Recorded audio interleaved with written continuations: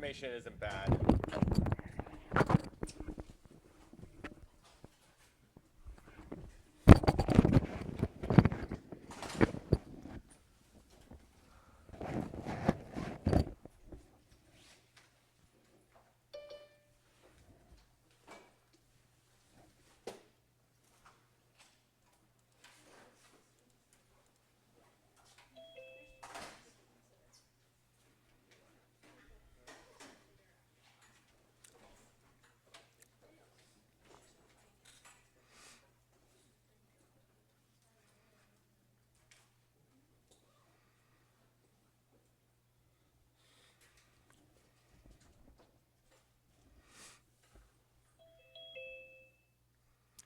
All right, let's start with something simple with summations.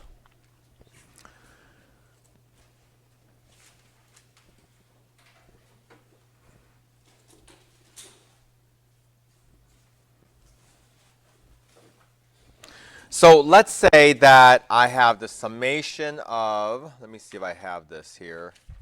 I do.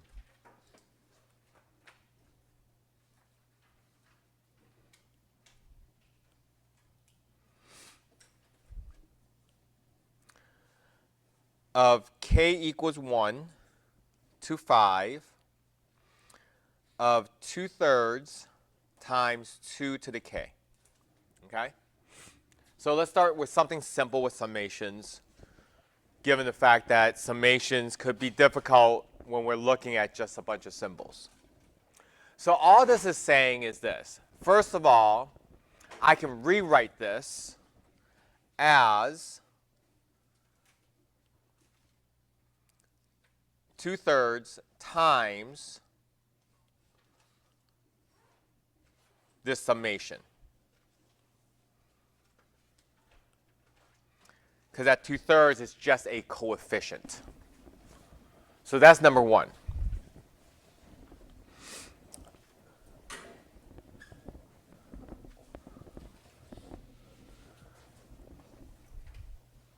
Actually, let's rewrite this down here.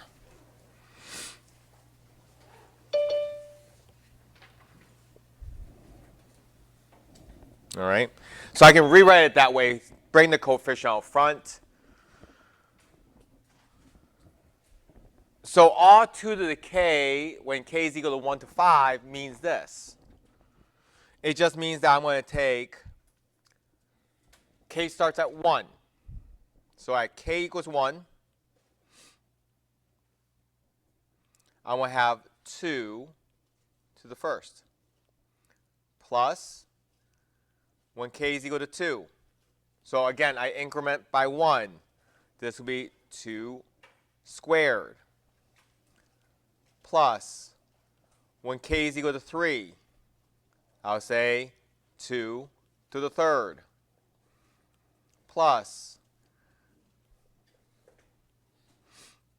when k is equal to 4, then I have 2 to the fourth. Plus, when k is equal to 5, I have 2 to the fifth. So that's where I would stop. So that's what k equals 1 to 5 means. I'm going from 1 all the way to 5. Fair?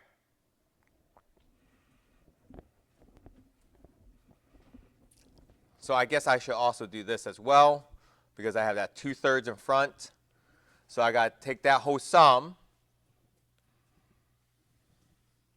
and multiply by 2/3.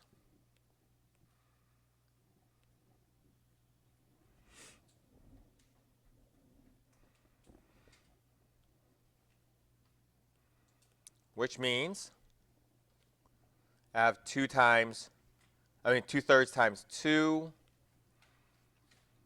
plus 4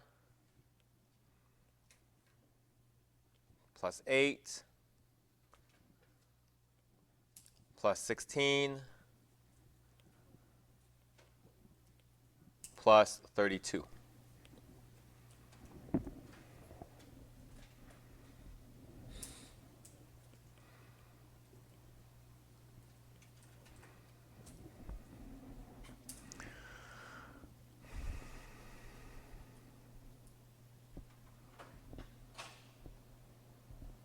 What is that, 62?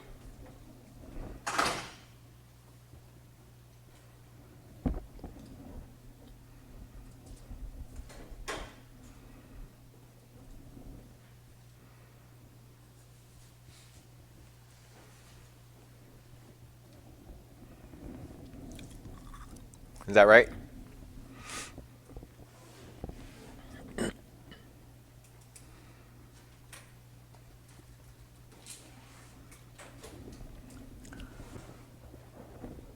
So we're not like distributing two-thirds to every individual thing we find. It's just the final answer. You could if you want to.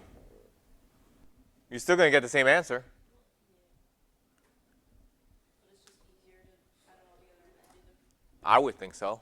Because if you multiply everything by 2/3, you're just going to have a bunch of fractions that you add together. It's going to give you 124 over 3 anyways. Is there a situation in which distribution would be easier? No. Okay.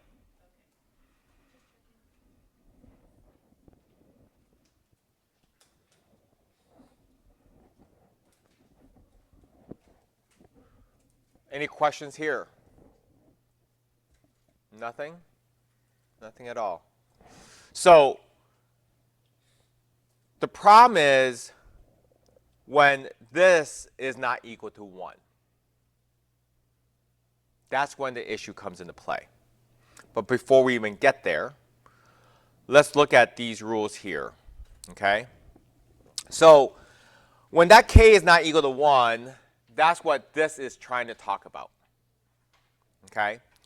So it's got some k's, it got some j's, it got the n's all in there, and it just looks really complicated. So the red is supposed to be the example. So if we're starting with a number that is not 1, right? Let's say it starts at 6. And it goes to, let's say, 20. Then we would want to do something different with the summation. However, if it was starting at 6 and it's only going to 10, it's not hard to just say, you know what, I'm just going to go from 6 to 10. Because that's 6, 7, 8, 9, 10. There's 5 things to write down. Does that make sense? But if I'm going to 20, now there's a lot of terms that I have to write. Is that fair to say? This is when this summation comes into play. Okay? So if it was from 6 to 20, then what I would want to do is I want to go for k is equal to 1 all the way to 20.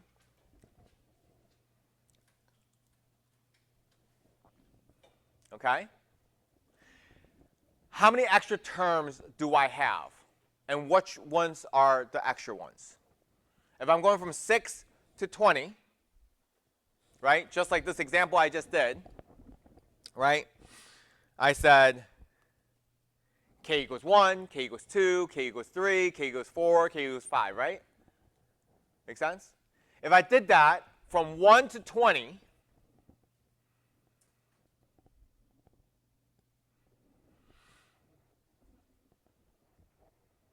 how many extras did I get?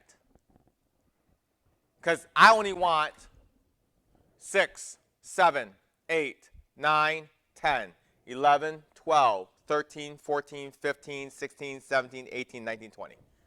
Right? You have 1 through 5 as extras. So that 1 through 5s are extras. Is that understood? So I would do this, then I would subtract off from what? 1 through 5. 1 through 5.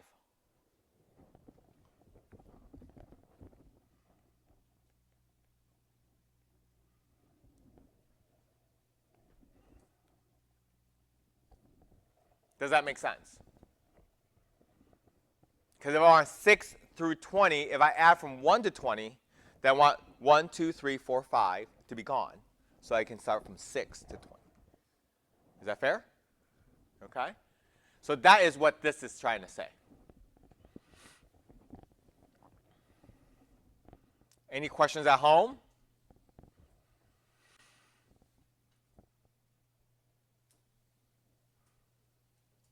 So again, if it was only going from 6 to 10, and there's only like 5 terms to write out,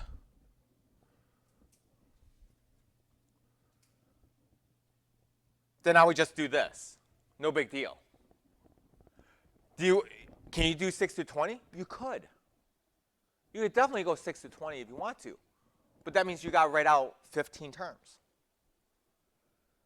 If that's no big deal to you, do it. It's okay. I'm just giving you a shortcut. That's all that quote-unquote rule is saying, is that that's the shortcut. Do all 1 through 20 and subtract 1 through 5. Okay?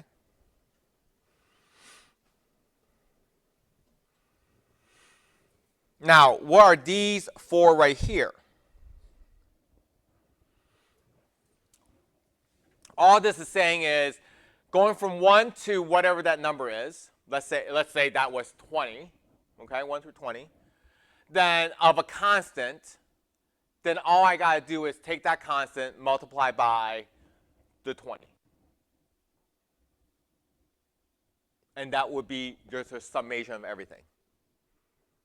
Okay? Which makes sense, because if I went from 1 to 20, there'd be 20 numbers, right? If it's a constant, let's say 3. When k is equal 1, 3. When k equals 2, 3. K equals 4, 3. 5, 3. 6, 3. 7, 3. 8, 3, 9, 3. Right? All 3s, and there's 20 of them. We just do 20 times 3, and that'd be your sum, right? Because if you add 23s, that used to be 60. So that's all that's saying. The k means if it was a variable, like say x. Right? So at k equals 1, it's 1, 2, 2, 3, 3, 4, 4, 5, 5, and so on. Right? So that means I would have to add up 1 through 20. And all this is saying is if I was to sum 1 through 20, it would be 20 plus 21, times 21 divided by 2. That's all that's saying. Same thing with the squared, same thing with the cubed. This is a summation of however far you want to go. So we're going to utilize these 4 rules for this next example right here. Right?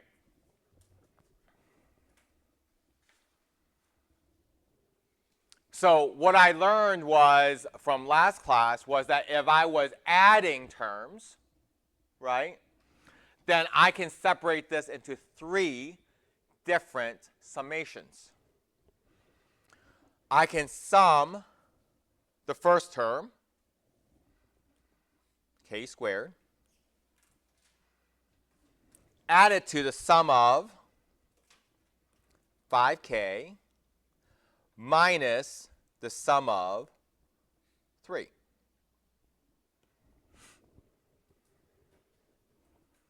Okay, so everybody see how that got split up?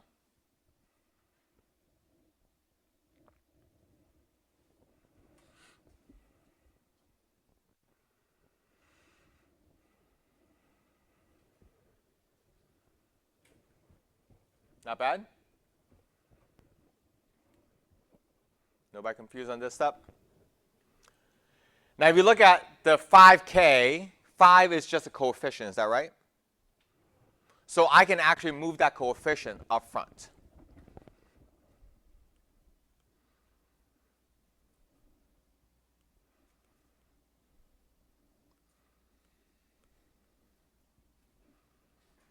Since k squared has no coefficient, and 3 is just a constant, there I go.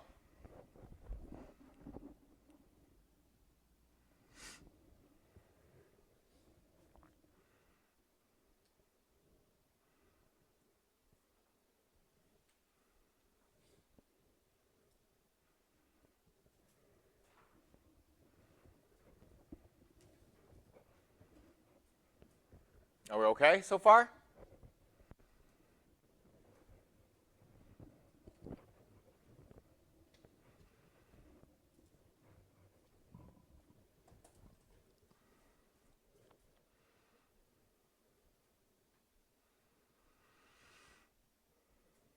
Are we okay? All right. So, does everybody see that this right here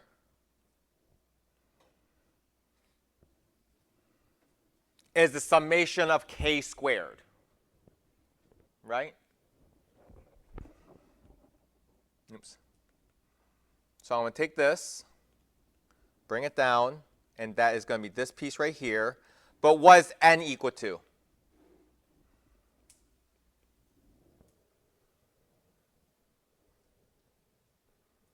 Anybody? 24.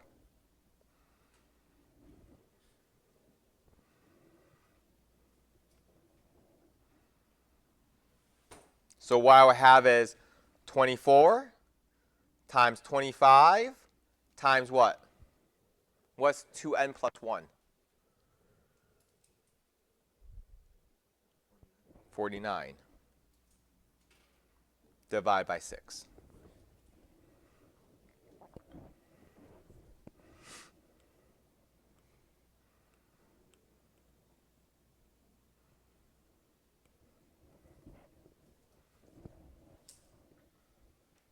Are we okay with that?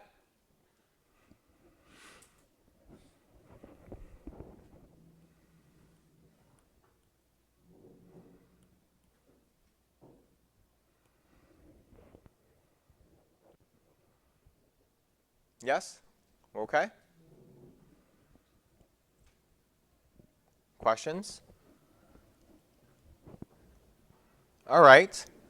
So for k, so for this one right here, right, is right here.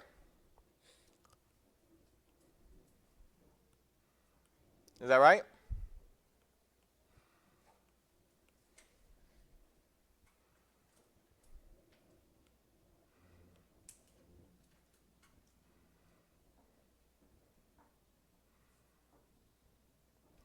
And what's n again?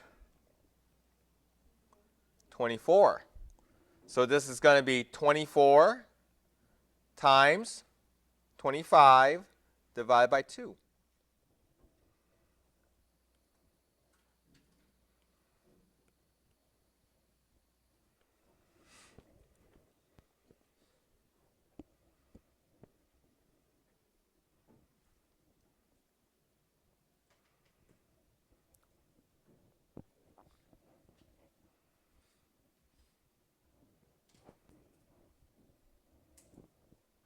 Are we okay so far? And then this one right here is just the summation of a constant. So that means I'm looking at this one right here.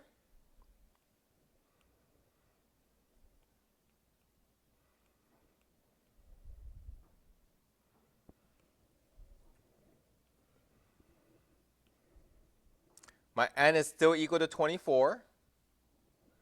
So I'm going to have 3 times 24.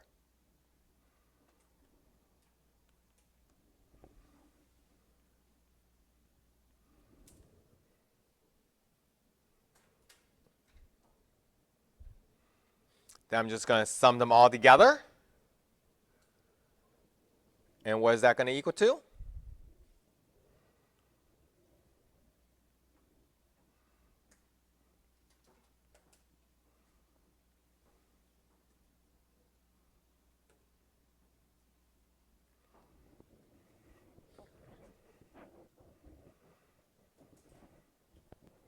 Did that come out? $74.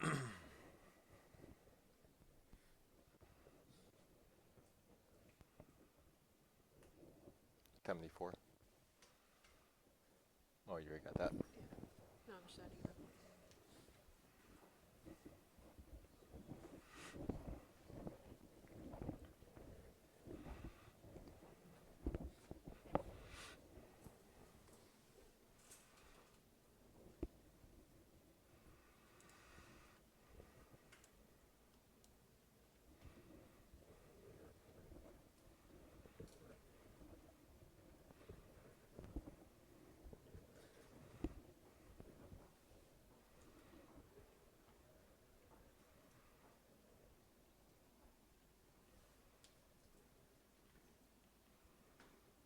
Are those numbers correct? Yeah?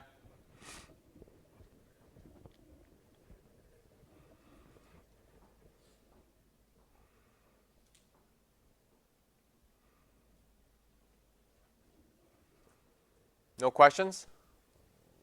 Go ahead.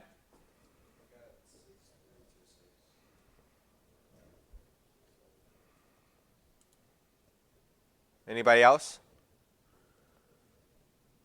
You got the 2-8?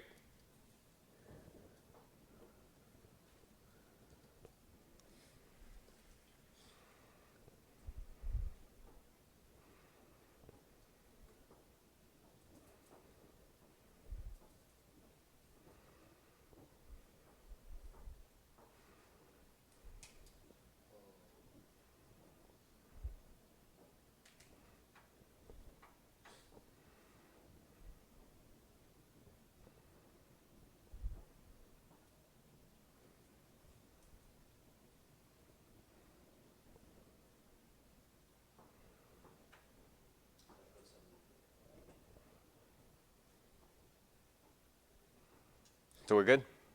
Okay. So this is now taking the example of the rule that's above all of that, the one that I was talking about going from 6 to 20, right? Now, here's the thing. If you guys want to, you guys are welcome to write this 24 times, right? For 1, for 2, for 3, all the way to 24. You're welcome to do that, right? Again, the rule is just to give you a shortcut, right? You're welcome to write the 24 times, especially for the ones that, man, I really can't get those rules down, then you might want to, right? It's like, yeah, it's a little more work, but I know I'm getting the right thing. I understand. Makes sense, right? Same thing here. With this one, you're welcome to write this from 6 to 20. There's 15 of them. It's not that bad. It's better than 1 through 24, right? But if you want to use the rules, because the 3 is a constant, I can break it to 3 up front and sum of the k squared.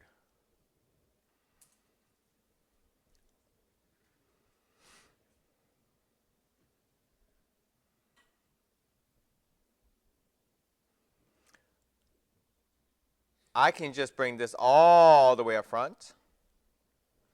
So I can do summation of 1 to 20. Oops.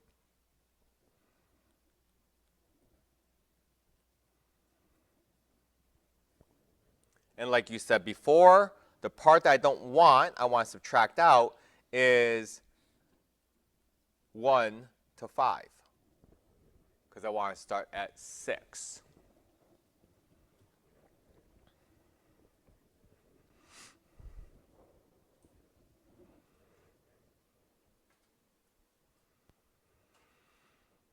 Are we okay there? Then we know that what k squared is, right? We know what the summation of k squared is right up here.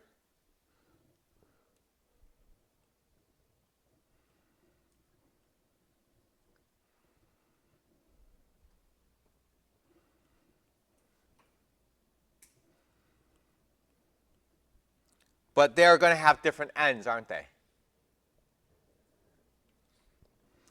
This one's going to have an n of what? 20? Well, this is going to have an n of 5.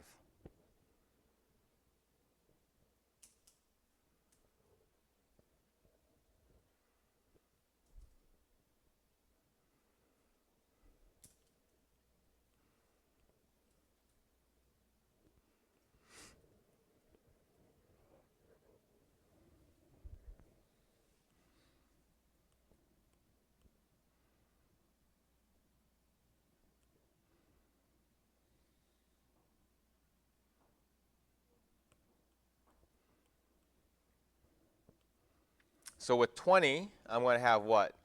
20 times 21 times what? 41? And with 5, it would be 5 times 6 times 11.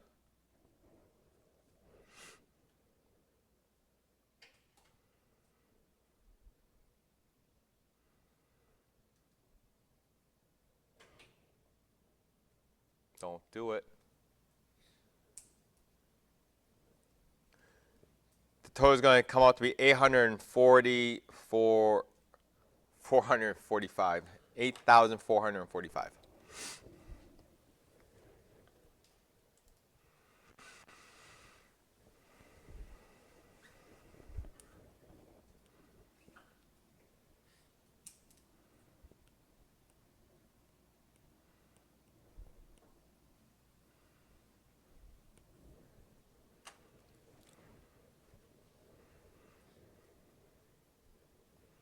Are we okay?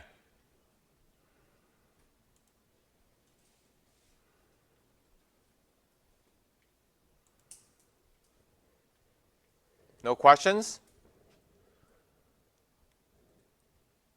My total correct?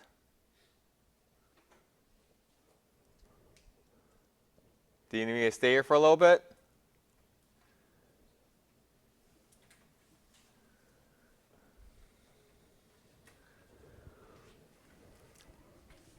The next two sections are talking about an arithmetic sequence and a geometric sequence. Arithmetic sequence has a common difference, while the geometric sequence is going to have a common ratio. Okay? Because arithmetic would be adding, subtracting, while the geometric is going to be about multiplying.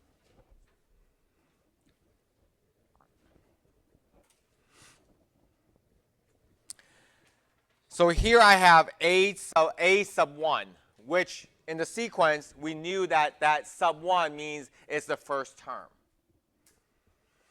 I guess this book decided, you know what? I'm tired of writing a sub 1, so I'm just going to write a as your so-called first term. So when you see a, it means it's the first term.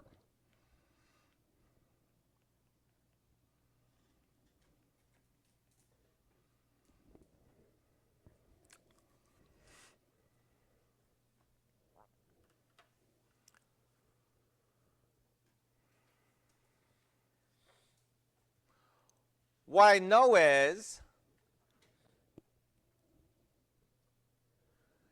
that the first term is equal to the last term plus some kind of difference.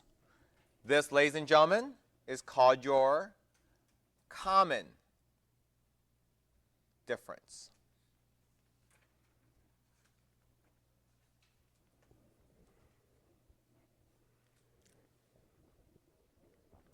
So if the next term is the previous term plus that common difference, right? So if I said odd numbers, 1, 3, 5, 7, 9, right?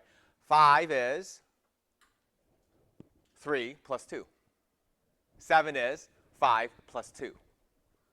9 is 7 plus 2, right? So it's always, I'm always adding 2. Even numbers, same thing, right? Previous number plus 2. Previous number plus 2. So what I can do is I can find a common difference by just subtracting those two terms. So I can solve for d over here. If I get d by itself, it would be a sub n minus a sub n minus 1. So to find the common difference of those odd numbers, I can do 5 minus 3, 7 minus 5, 9 minus 7, 11 minus 9. I get the same thing, 2, 2, 2, 2, right? That's how I can find a common difference. Makes sense. So the question is, are the following sequences arithmetic? If they just give you numbers, that's easy to figure out, right? Because you can just go 11 minus 8, 8 minus 5, 5 minus 2. There's a common difference. Right? They're all the same, so therefore that must be arithmetic. And not just that, so this is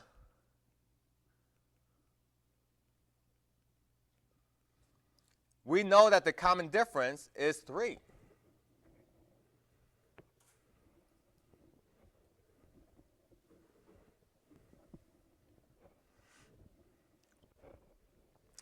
But what if they give us a sequence like this?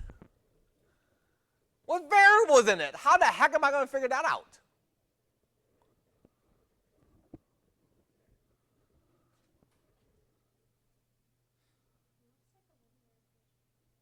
It does look like a linear.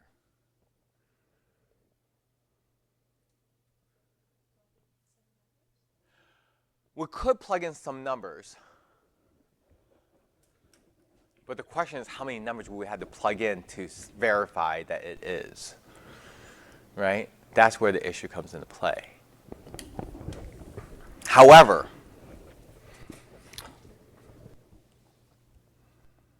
based on this,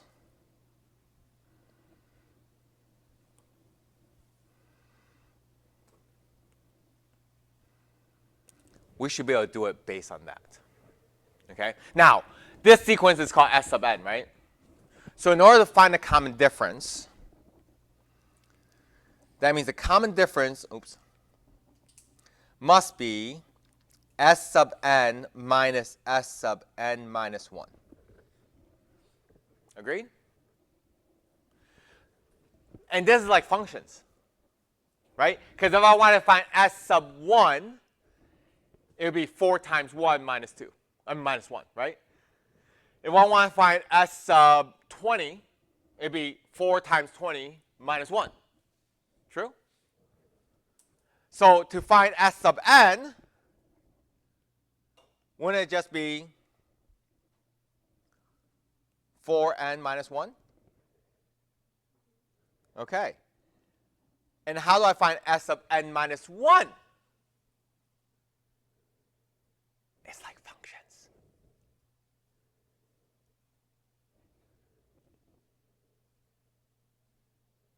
What would S sub n minus 1 be? It's just like functions. Okay, let's go back. If I wanted to find S sub 20, that would equal to 4 times 20 minus 1. If I want to find S sub a stickman, this would be what? 4 times stickman minus 1. True? Okay, so how do I find S sub n minus 1?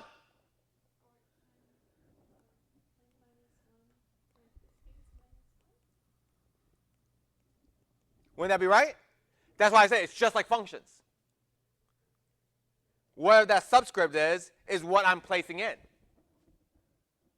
Right? Same exact thing. Everybody see that? Okay, let's see.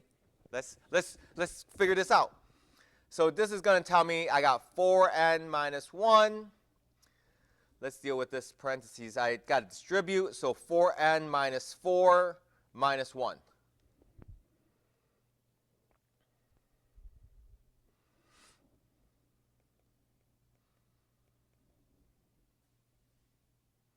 Let's see if people catch on to this. Ready? Let's see if anybody catches on. Is that true?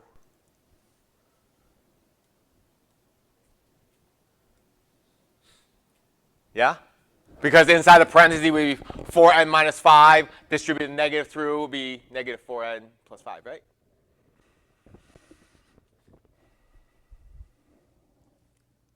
So d is equal to?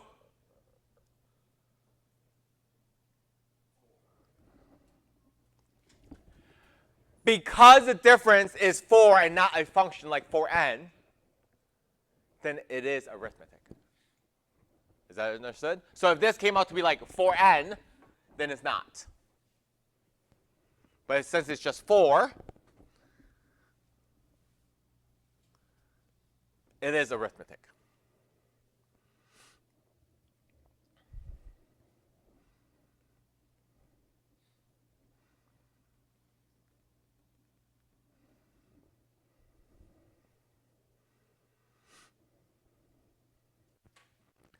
Do you guys want to try with this one? Same idea.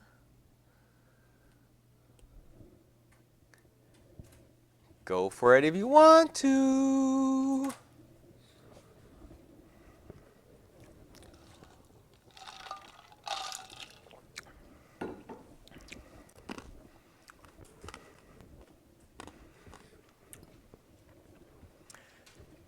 If the common difference is negative, you have it right.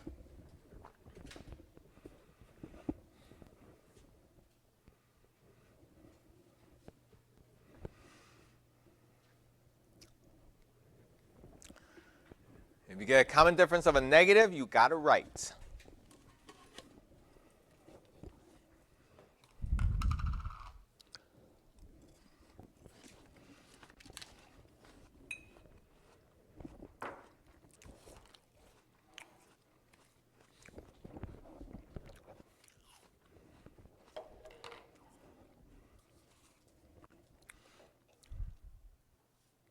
You got to do t sub n minus t sub n minus 1. I believe I can fly. I believe I can touch the sky.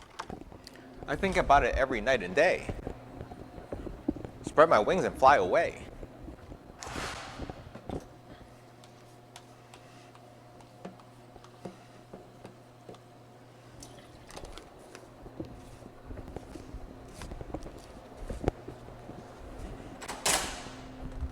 Was that the lyrics to the song?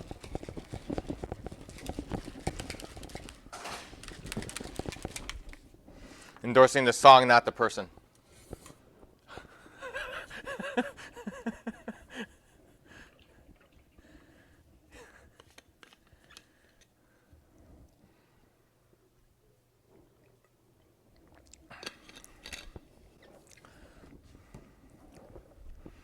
What do we get?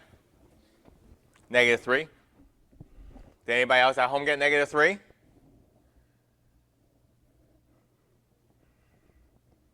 Nobody got -3? -1. Uh-oh.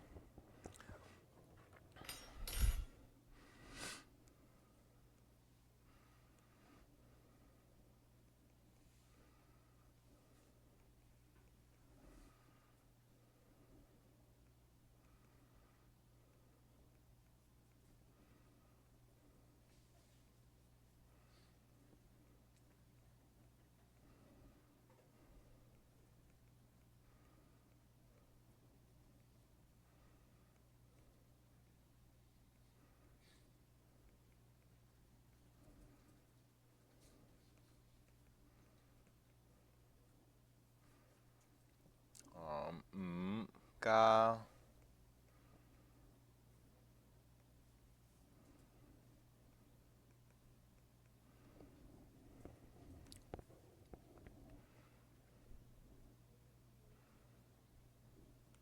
Yes, no?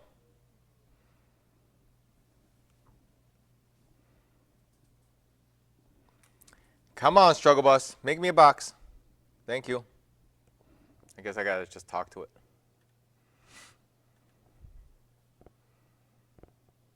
Questions?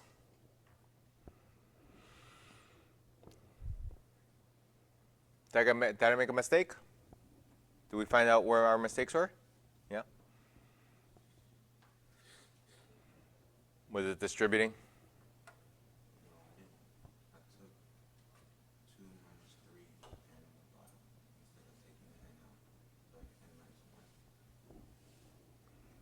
Gotcha. Any questions? Go ahead. It's okay. I don't get why it's t sub n minus 1, but then when we put it into the equation, there's no sub anywhere. It's just the one line at the end. So there won't be any subscript because remember I said this is like functions, right? So essentially a subscript becomes the n, right? So that's why when it's t sub n minus 1, I'm just replacing this n with n minus 1.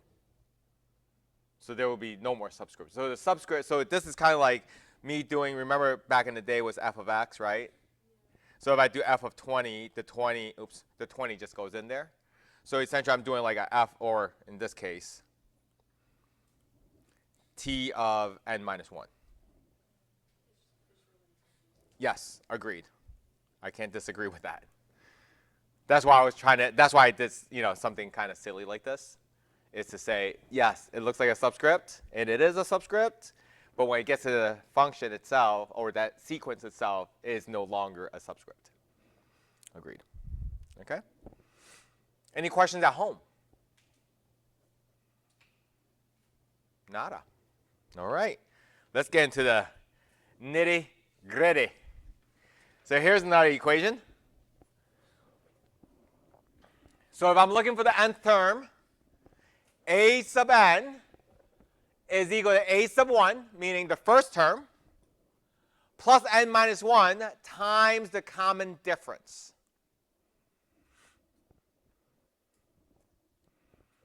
So again, you guys are welcome to take this 5, 8, 11, 14, which I know has a common difference of 3. I know what the next term is. It's 17. I know what the next term after that is. It's 20, right? I just keep on adding 3. Agreed? You're welcome to write out the first 24 terms and say the 24th term is this. You're welcome to do that. Okay? You guys are welcome to do that. And again, if this process doesn't work, you might want to do that. But remember, exam is still 24 questions. 25 questions, I'm sorry. Same amount of time, still an hour and 20 minutes. Okay? Just so you guys remember. Now, over here, clearly, I need to know the first term. I need to know the common difference. So here I see my first term. That is equal to 5. And I see the common difference because 14 minus 11 is 3. 11 minus 8 is 3. 8 minus 5 is 3. So I know my common difference must be 3.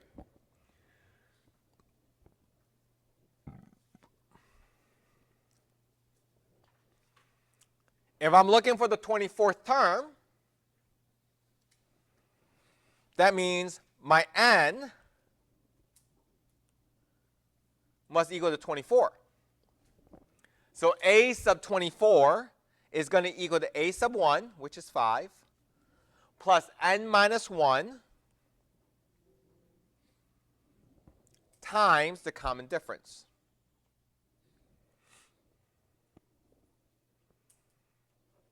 And that should be 74. Now again, you're welcome to write out the first 24 terms if you want to. You can certainly try it. Did you come up with a different number? Is that why the strange look? Is that why the strange look? Yeah, but I forgot my dogs, so it's my daughter. Son of a PEMDAS! Darn you, PEMDAS. Are we okay here? All right.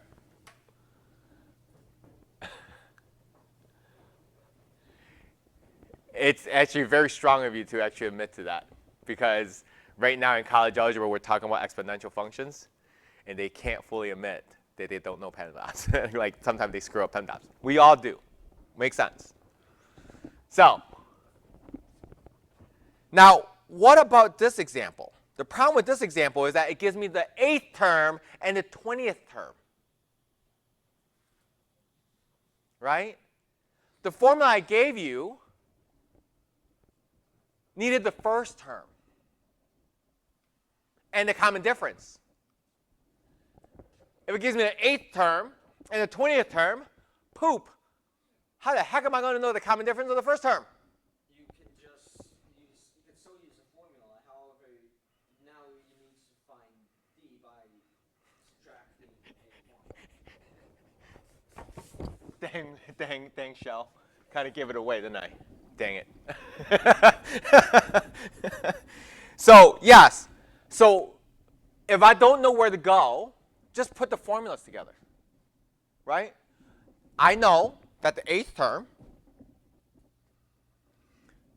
is going to be the first term times 8 minus 1 times the common difference. I know the 20th term is going to be first term times 20 minus 1 times the difference. Now, it is confusing about which 8 I'm putting in. But again, it's about these two that goes here. Because the a sub n is the nth term. Understand that. Okay?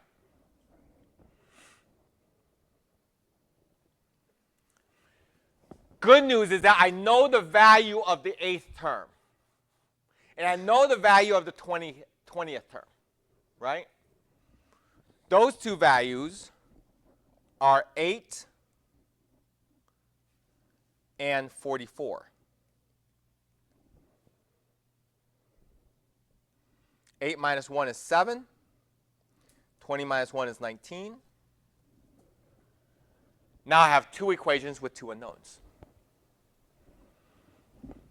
So go ahead and finish this and tell me what d equals to.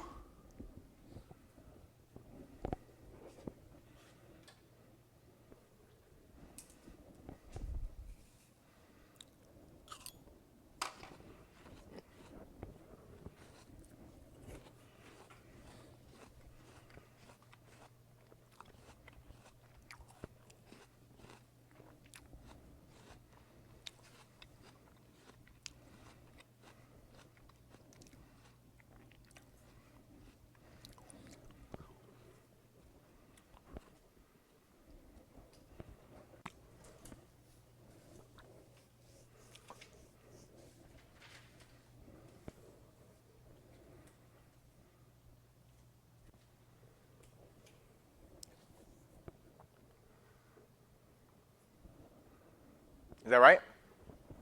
Do we get those two numbers? Common difference is 3? I got D. Well, I mean, which is fine, right? Because you can just plug it back into one of the equations to get negative 13, right? Because 3 times 7 is 21, and then subtract it over to 8 would be negative 13. Are we okay?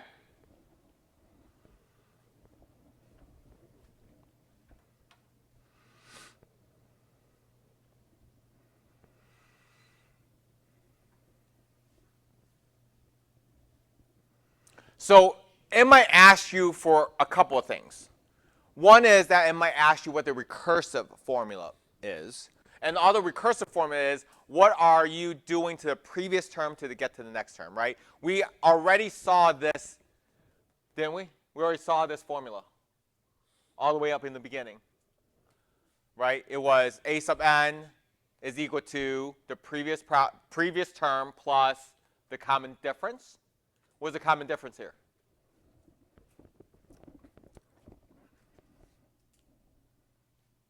So that would be your recursive formula. The next term is your previous term plus 3.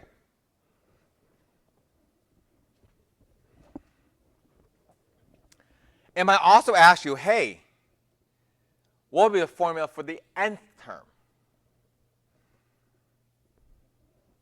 We know this formula here, right, for the nth term. So let's plug these in. We already know those numbers, right? So we know that a sub n is equal to negative 13 plus, n minus 1 times 3. I would love to leave it this way. However, I got to finish it up.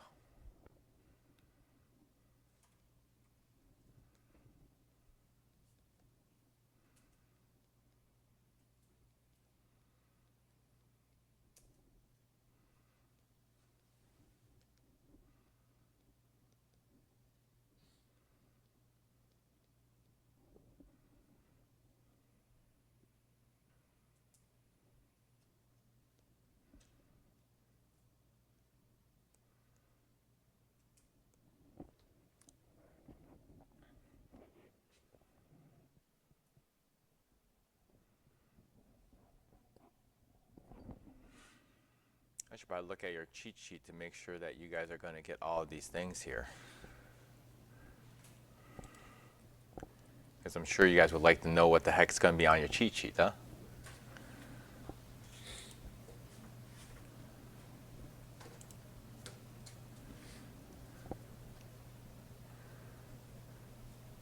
So you're going to get the nth term, sum of the first n terms for both the arithmetic and the geometric series. Oh, sum of the nth terms. Look at that.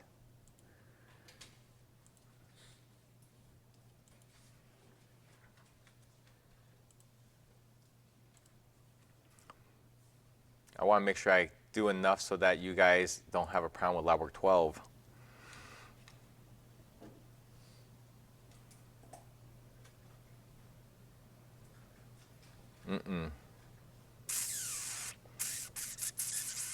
Okay. All right. Sum of n terms. So you're given two formulas here. You guys are going to have to figure out which formula to use. It is all based on what you're given. Okay? So this S is standing for the sum. So for example, if this first example, 579, if I wanted the sum of the first three terms, you just do 5 plus 7 plus 9. Right? Which was what? 21? If I said 4 terms, you'll be like 5 plus 7 plus 9 plus 11. First 10 terms, then you got to figure out the 10 terms and sum them all. But that's what those formulas are for. Okay?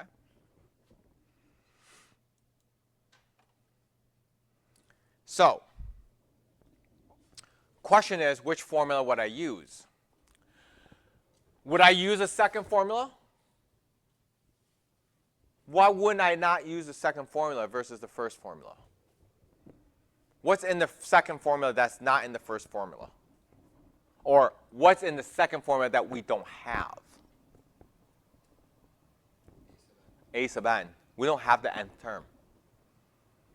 Right? It doesn't say 5, 7, 9, dot, dot, dot, plus 31. Make sense? So we don't know what that last term is. That's why we would use the first one. So I would use this one because we don't have the nth term. Okay? But in this formula, ooh, excuse me. What are some of the things we know? Do we know the first term?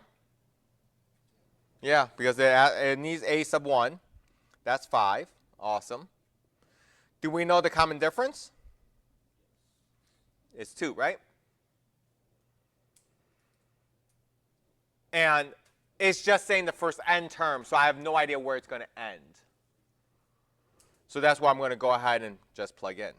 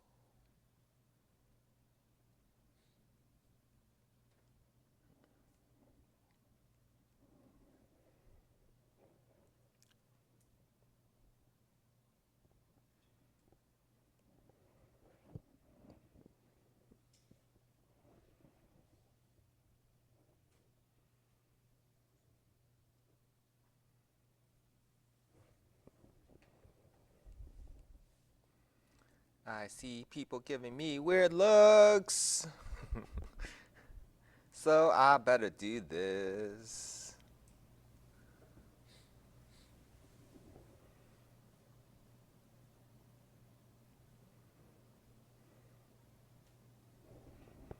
Yes? No? Because I have a GCF 2 that comes out, which divides by the 2 on the bottom. Which means I better take these two examples and bring it down.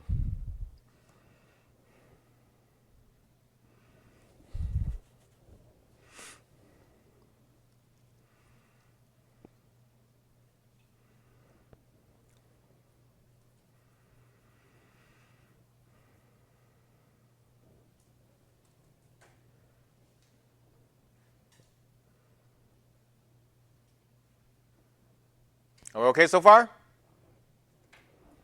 So how would I find this one? Would I use the first formula or the second formula? Why? First?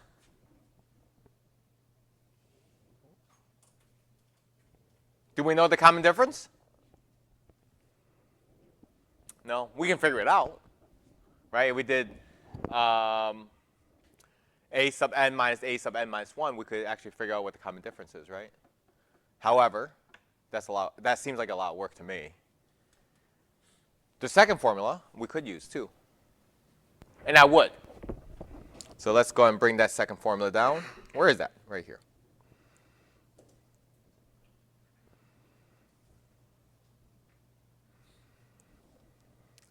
What's your question? What is the first term? Is that our question? What is a sub 1?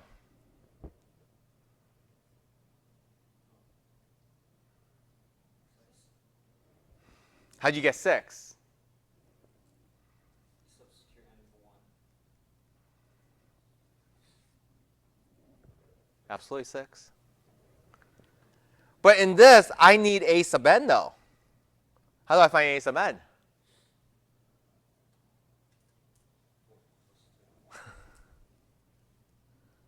Isn't that just that? Oh, I can do that then. I can plug that in.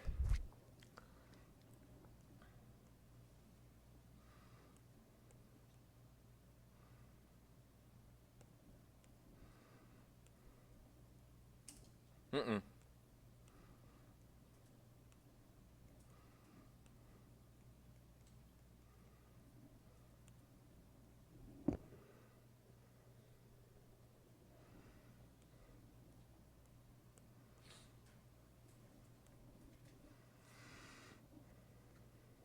Mm.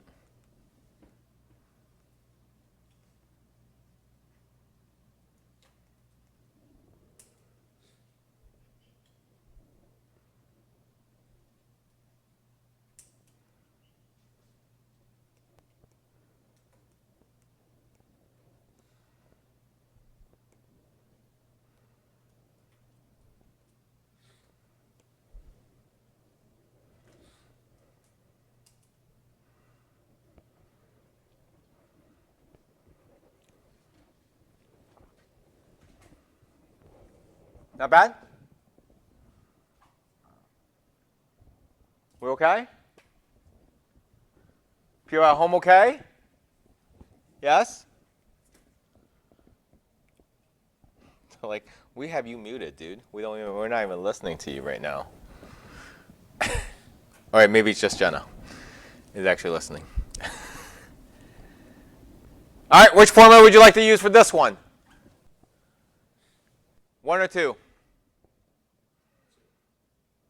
2? All right, let's use 2.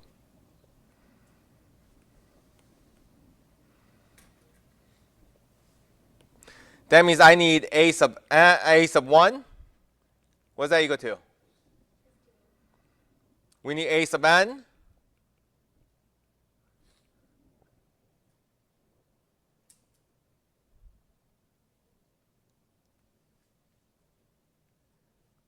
What's the problem though? We need to know the n.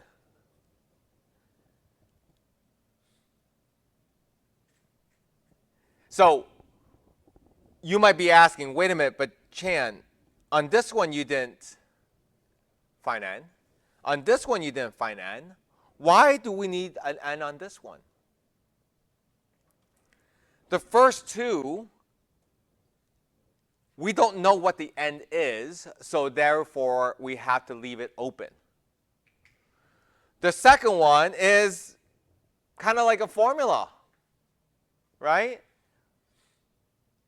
So whatever n is, that's what needs to be, it got to be given. This one, however, the nth term is given. So I actually have to find a value. Make sense? So how am I going to find which term 84 is going to be?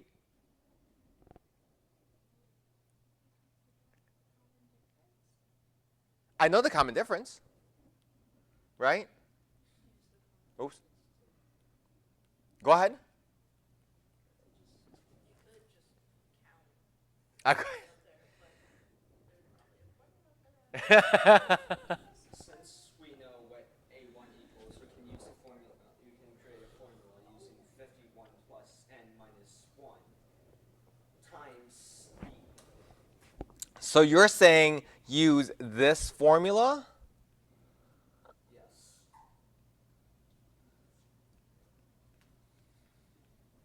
And then we will insert a of n equals 84 and then solve for whatever the term is.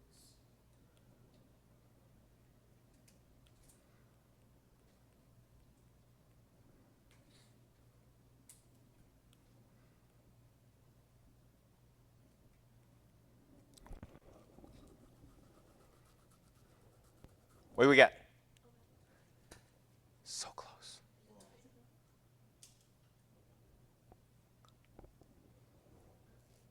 Is it 12? Is that what you said? You said 12? Okay.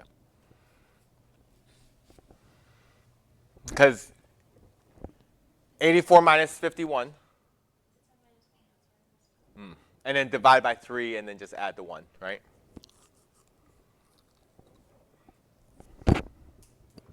So now I can put all this together. So now I can say S sub 12 is equal to 12 divided by 2 times 51 plus 84.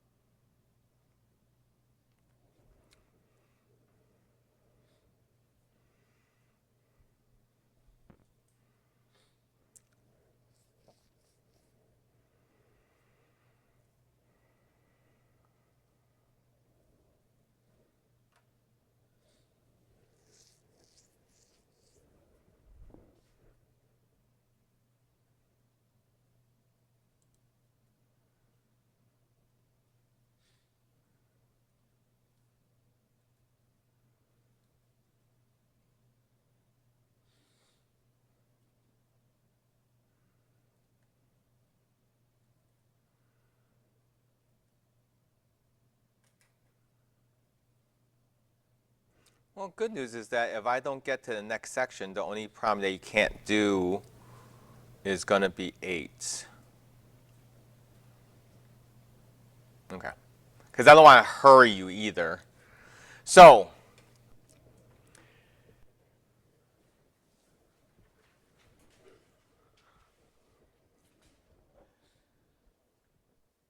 let's say I got to figure out how many seats is in that section right there. Right? One way to do it is going 1, 2, 3, 4, or click, click, click, click, click, right? And then go next row, click, click, right? Which would be kind of a pain. And this is why the arithmetic sequence is good, right? So you can go, okay, first row has 20 seats, and every single row after that adds 2 extra seats, right? So this way we know what the common difference is, and there's a total of 40 rows of seats. So how many seats are all together right here? Okay? Because we're just going to put 1 at the ends as we go. So here we know the common difference is going to be 2. We know that the first row has 20 seats. We know that there are a total of 40 rows.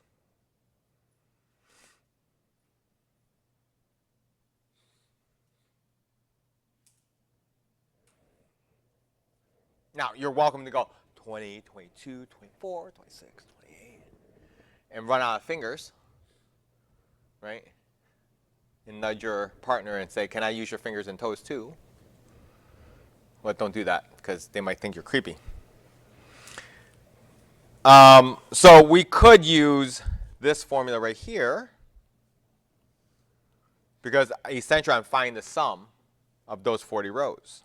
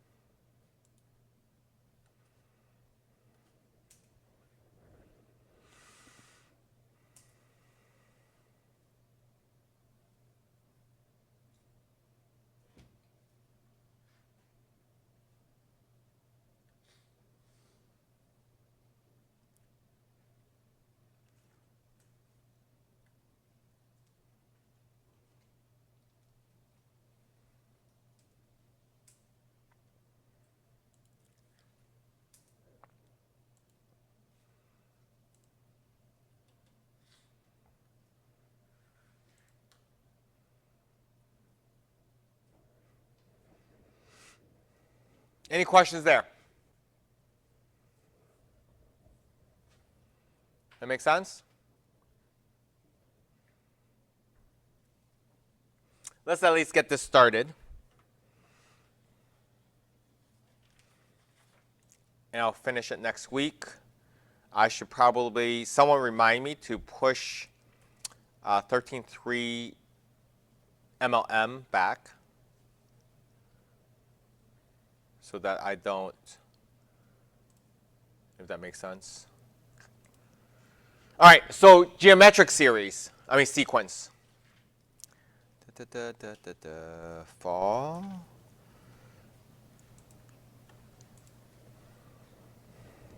Same thing, a sub 1 and a means it's the first term. So you have this formula here is a common ratio times the previous term. So this is called the common ratio.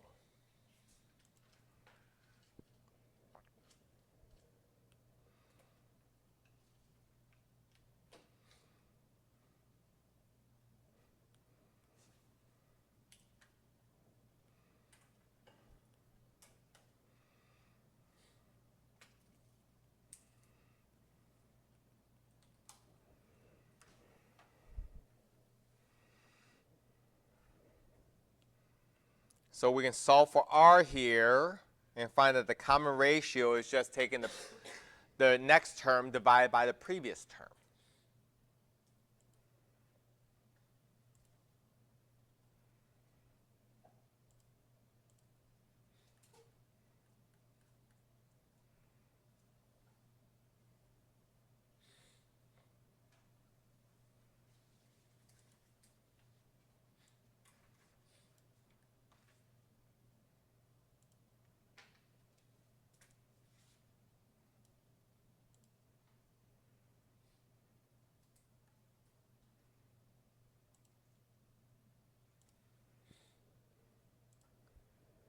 All right.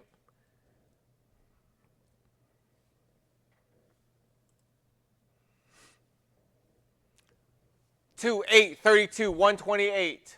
What's the common ratio? It's 4, right? Because 2 times 4 gives you 8. 8 times 4 gives you 32. 32 times 4 gives you that. So I could find the common ratio by just doing 128 divided by 32, which should equal to 32 divided by 8. Should equal to 8 divided by 2, which is equal to. So therefore, this is a geometric series.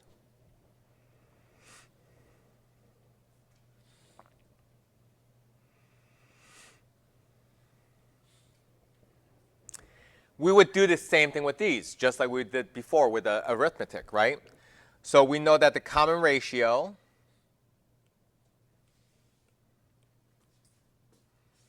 is equal to that, right? Except we're going to call these S.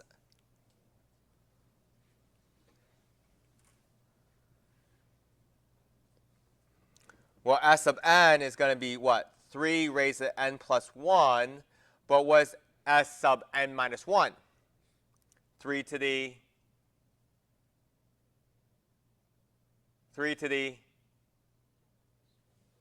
n minus 1 plus 1.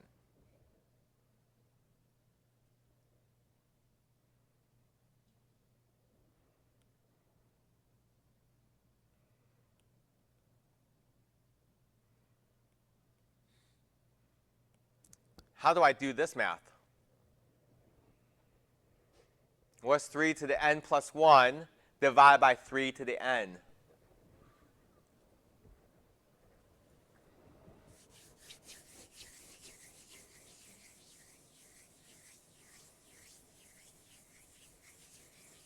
All the way back to intermediate algebra. Good old exponent rules. Apparently we totally forgot that.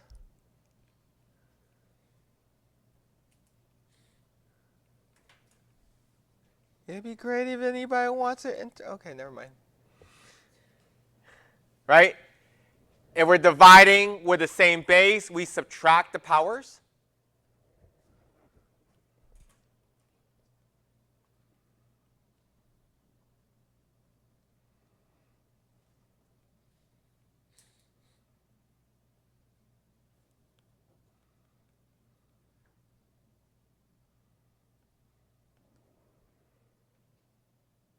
What? What's the matter? You look like you were about to say something. No? That make sense? Oh, sorry. You're saying that this should be this. There we go. Thank you. Because usually you guys are saying things to me because I did something wrong, which is A-okay. I don't have a problem with that whatsoever. I'm good with it. Because I can do things that are wrong. But forgetting this rule, though.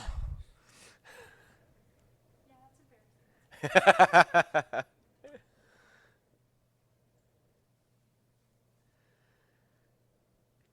So I'm going to go ahead and skip this one just because you would do exactly the same thing.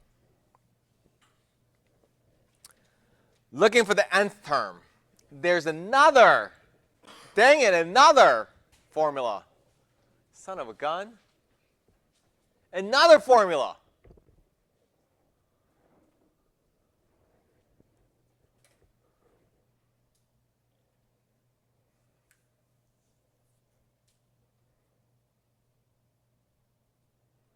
Okay.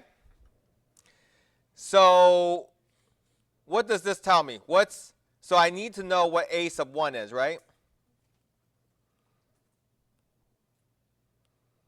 What's a sub 1?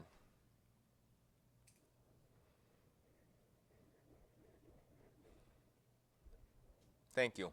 Wow, you guys are so quick. I need to know what r is, right? And what's r equal to? Huh? Wow, you guys are so good.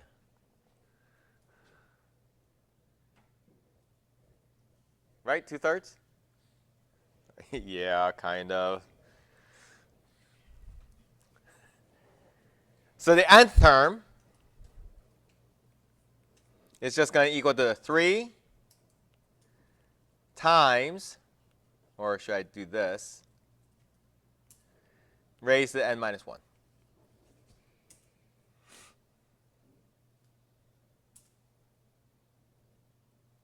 If I want the ninth term, all I'm doing is taking that exact formula, replacing the n with 9.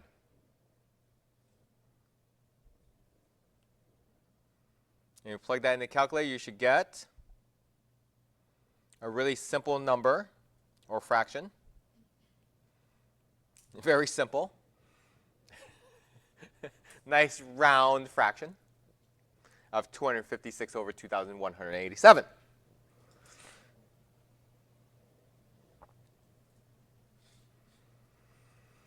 And recursive just means what do you do to the previous number to get the next number, right? So number 1, I got to tell what the first one is, which was 3.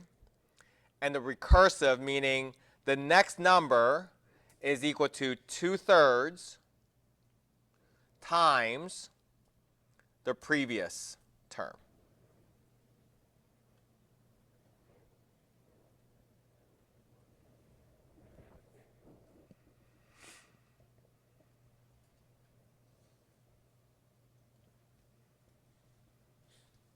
Okay?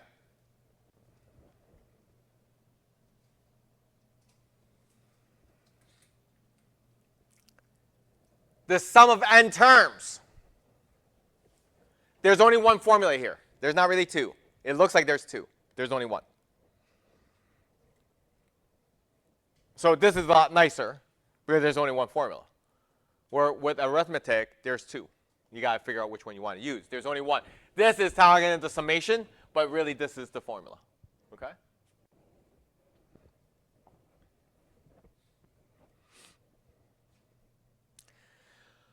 So if I'm doing it for 3 to the n, I'm going to try to find a general formula for n, the sum of n terms. So if I look at this formula right here,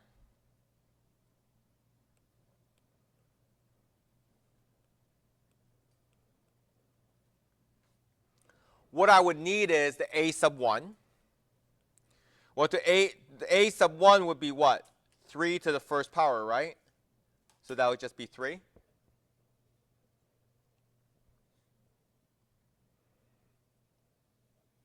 Any idea what the common ratio is going to be?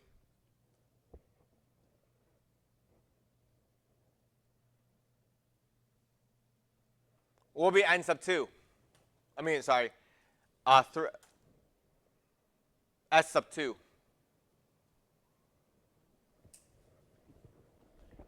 A sub 1 is just 3 to the first, right? Which is 3. What's a sub 2? A sub 3? So what's my common ratio? Because 27 divided by 9 is, 9 divided by 3 is. Does that make sense? Right? So I could just do a few terms and I know it.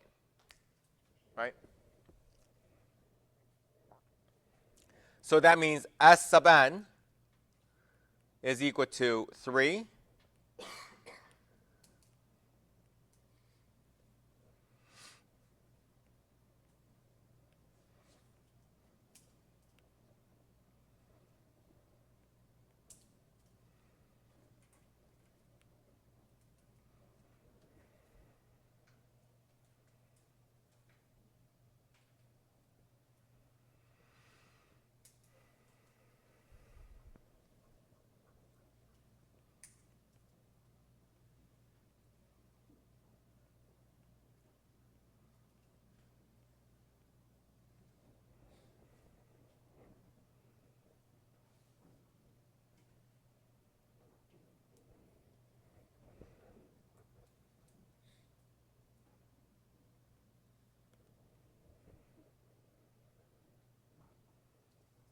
Do you see what I see? The stars shining through the night. The negative 3/2, we're okay with that? Yes?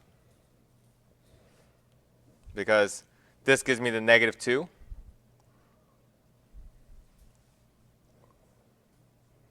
Okay? Okay? Questions? Let's call it a day. Ladies and gentlemen, please have a wonderful, blessed, long, long weekend. Because you don't have class on Monday, right? And it's funny because it was a veteran that asked me, what day is it? Is it Labor Day? I'm like, no, it's Veterans Day, bud. For you. So please have a wonderful, blessed, long weekend. Please be safe. Love you guys. See you guys next Tuesday. Later.